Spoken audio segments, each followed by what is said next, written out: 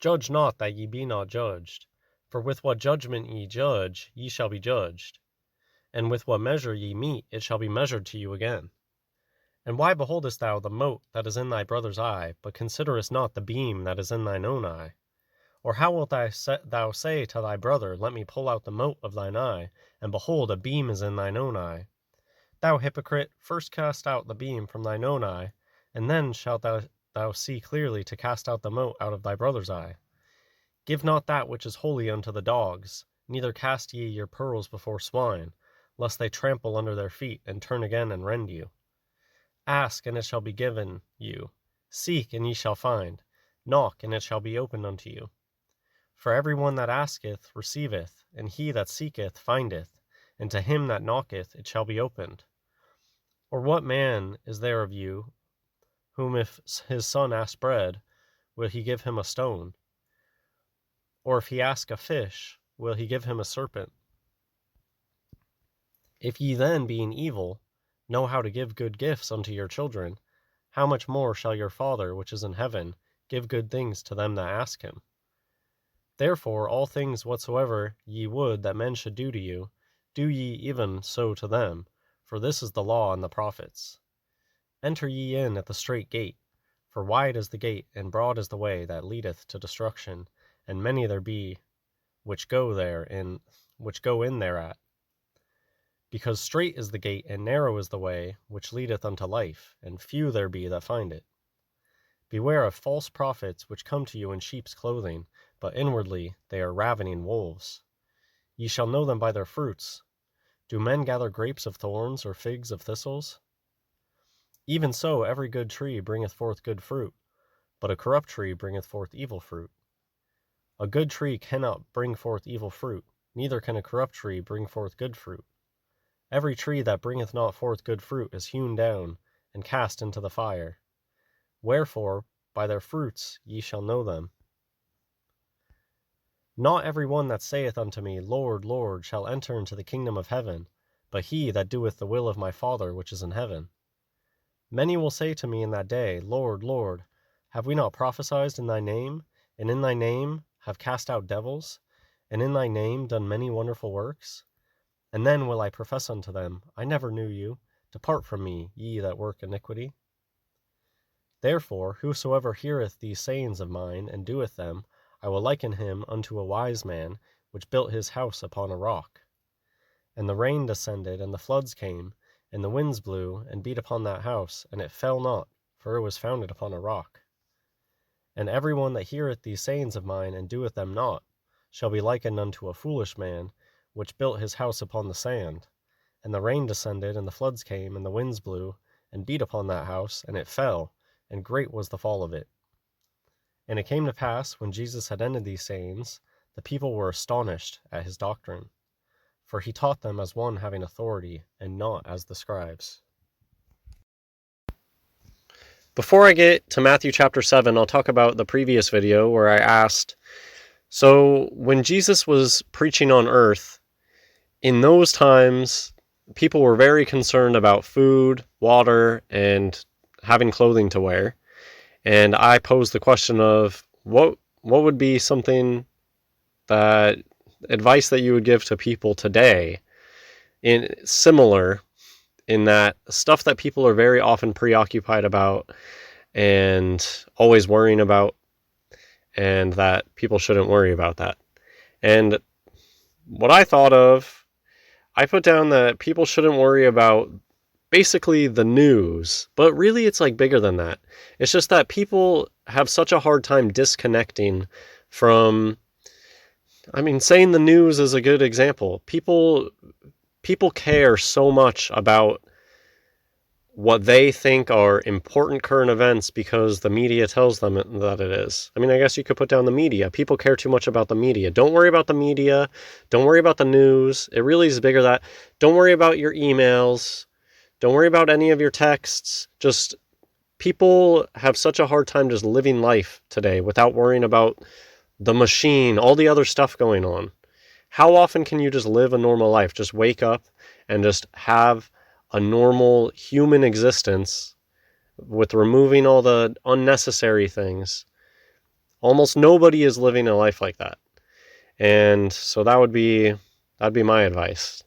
Don't worry about anything. Literally don't worry about any of that stuff. That doesn't matter.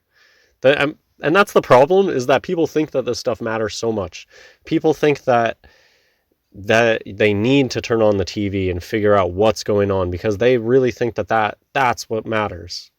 And so that would be my advice, is to let those people know, actually, that stuff is all made up and fake. Just because something's on the TV doesn't mean it's real. And you don't have control over any of that stuff anyways. And voting's rigged, so don't pay attention. Okay, now Matthew chapter 7, it begins with something that I think gets misused all the time, and I think it just comes down to having critical opinions about something and judging other people are two different things. You can have a totally neutral opinion, or, I mean, it's negative, but I'm saying it's not attached to anybody. You can have an opinion like sodomy is unhealthy and people shouldn't do it. And people will come out of the woodworks, you can't judge me. Why are you... That's not judging. I'm not judging any individual because I have a negative opinion about something. And so I guess that's just one thing to point out, is that a lot of people misuse the verse that says, don't judge lest not ye be judged. They misuse it to mean that you're never allowed to be critical of anything ever. And I think that that's not what it's saying. More importantly, and what people don't focus on the part that's actually important, which is don't be a hypocrite. And I think it's more like, I don't think that Jesus is saying don't ever have any critical thoughts ever of anybody. I think he's really saying you should be really careful before you go and judge somebody, because almost always when you're judging somebody, it's because projection. Most people, when we're being very judgmental about somebody else, most often it's something that we have dealt with in the past ourselves or currently have issues with. And I guess it's worth pointing out that I used to be one of those people that I probably was more I know that I was more judgmental than I am today.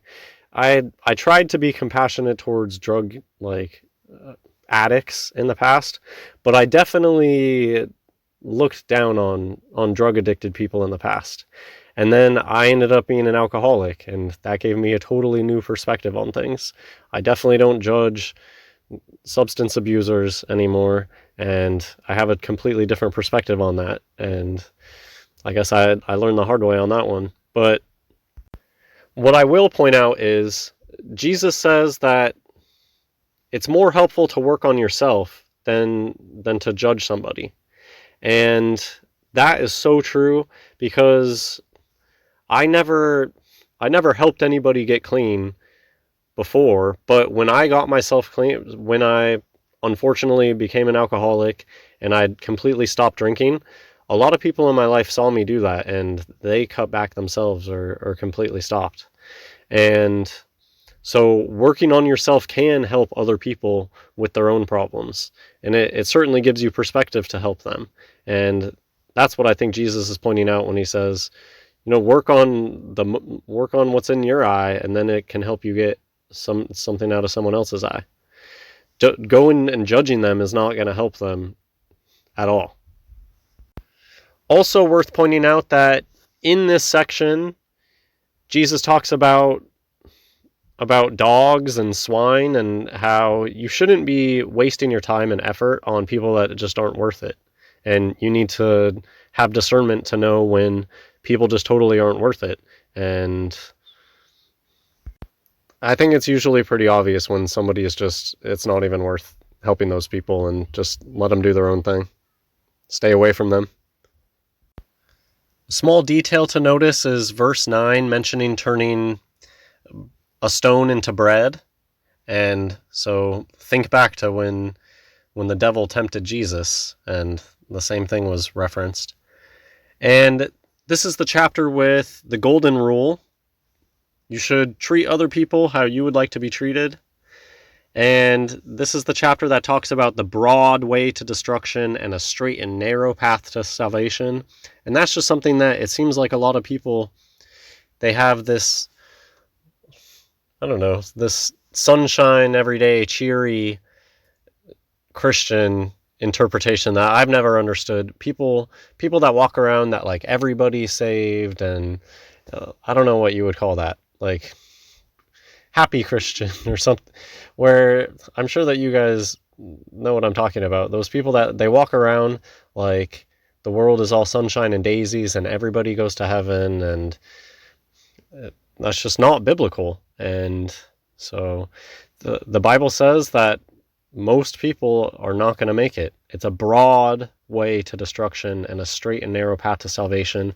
And then this chapter in particular has the extra part, because I would say for most of my life, most Christians I've known, at least as far as I can tell, they have this opinion where it's like every Christian's going to be saved.